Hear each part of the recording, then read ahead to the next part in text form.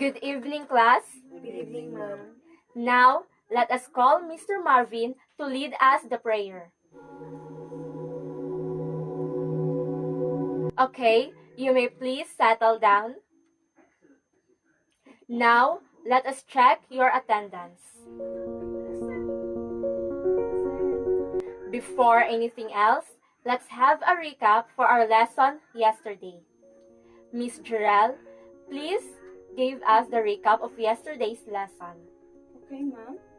My task is to give the recap of what we have taken up yesterday. It is all about the type of speech and how to improve your speaking skills in front of many people. Very good. Thank you so much for the recap, Miss Jarell. So now, let me give you our objective for today. Number 1, students will be able to know the basic language skill in writing. Number 2, students will be able to write a well-structured paragraph effectively and creatively. And number 3, students will be able to organize their collected thoughts or ideas into a well-written paragraph. Before we will start our discussion, we will have our activity. Okay, let me count 1, 2, and 3. Pretty eyes and sharp ears on me. Before we start with our lesson, I want you to group yourselves into 6. Each group will cooperatively work on this activity. This is the story of a boy, but everything seems screwed up and making no sense. So, each group will fix it and name the title of this story.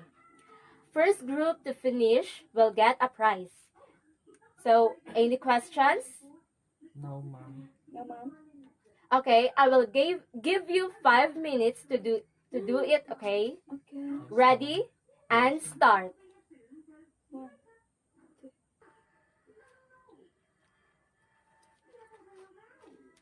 So, for our discussion, let us focus on speech writing process.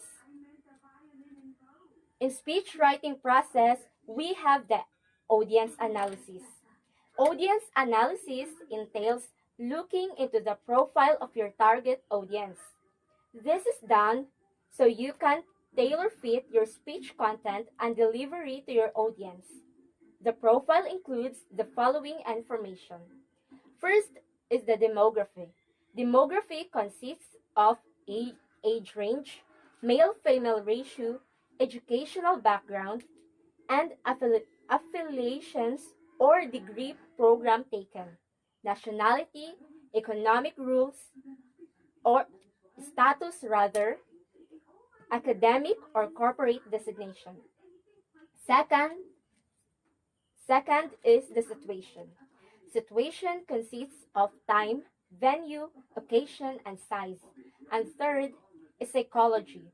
Psychology consists of values, beliefs, attitude, preferences, cultural and racial ideologies, and needs. So,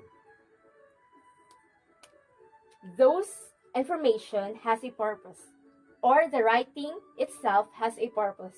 The purpose of writing and delivering the speech can be classified into 3. First is to inform, second is to entertain, third is to persuade. An informative speech provides the audience with a clear understanding of the concept of idea presented by the speaker, while an entertainment speech provides the audience with amusement, and persuasive speech provides the audience with well-argued ideas that can influence their own beliefs and decisions. So that are the purposes for writing and delivering the speech. So, the second speech of writing process. It is the data gathering. Data gathering is the stage rather where you collect ideas, information, sources, and references relevant or related to your specific topic. This can be done by visiting the library, browsing the web, observing a certain phenomenon or event related to your topic, or conducting an interview or survey. The data that you will gather will be very useful in making your speech informative, entertaining, or persuasive. The third speech writing process is writing patterns.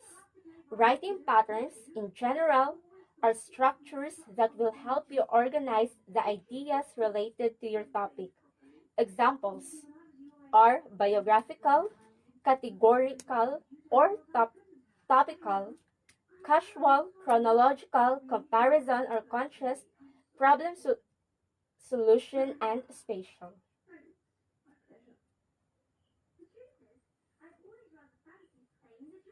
So, the fourth is the introduction. Introduction is the foundation of your speech. Here, your primary goal is to get the attention of your audience and present the subject or main idea of your speech. Your first few words should do so. The following are some strategies. So we have the strategies for writing introduction. First is use a real life experience and connect that experience to your subject. Second, use practical examples and explain their connection to your subject. Third, start with a familiar or strong quote and then explain what it means.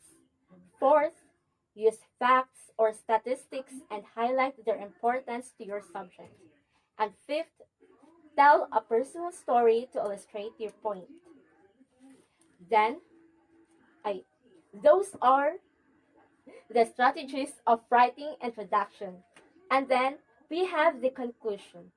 Conclusion restates the main idea of your speech. Furthermore, it provides a summary, emphasizes the message, and calls for action. While the primary goal of the introduction is to get the attention of your audience, the conclusion aims to leave the audience with a memorable statement.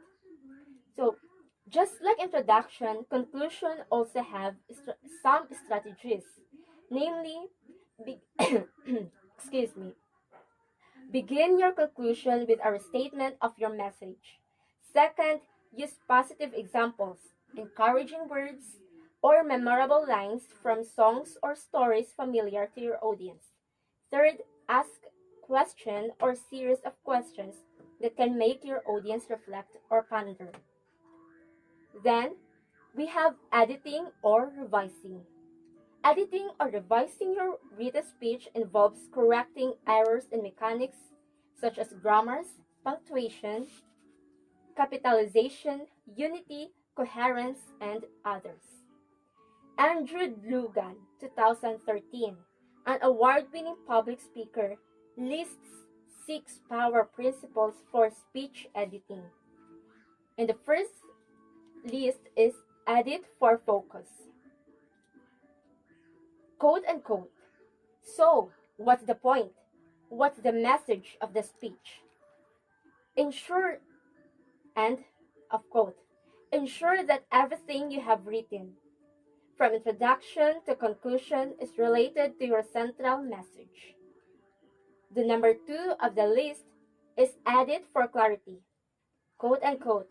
I don't understand the message because the examples or supporting details were confusing. End of quote.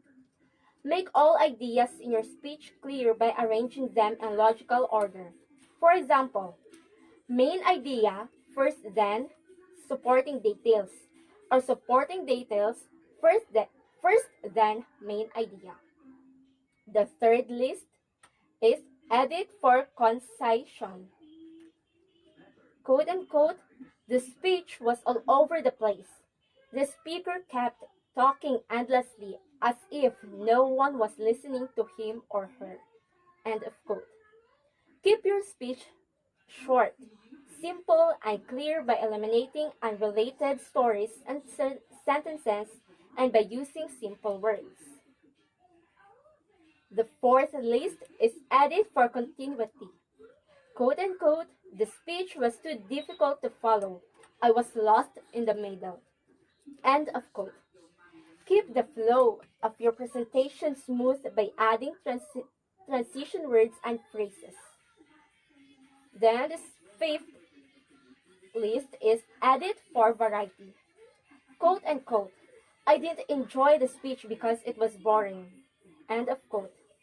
Add spice to your speech by shifting tone and style from formal to conversational and vice versa, moving around the stage or adding humor. The last list is edit for impact and beauty. Quote unquote, there's nothing really special about the speech. End of quote. Make your speech memorable by using these strategies. First, surprise the audience. Use vivid descriptive images. Write well-crafted and memorable lines and use figure of speech. So that's all the lists of principles for speech editing. So this is the last of the speech writing process. The rehearsing. Rehearsing gives you an opportunity to identify what works and what does not work for you and for your target audience. Some strategies include reading your speech aloud, recording for your own analysis or for your peers or coaches to give feedback on your delivery. The best thing to remember at this stage is, quote unquote, constant practice makes perfect. So that's all for our discussion about writing or focusly on writing speech. So do you have any questions? No, No, ma'am. ma'am. Okay, very good for listening to our discussion for tonight's lesson. So, class dismissed and see you again next time. Bye.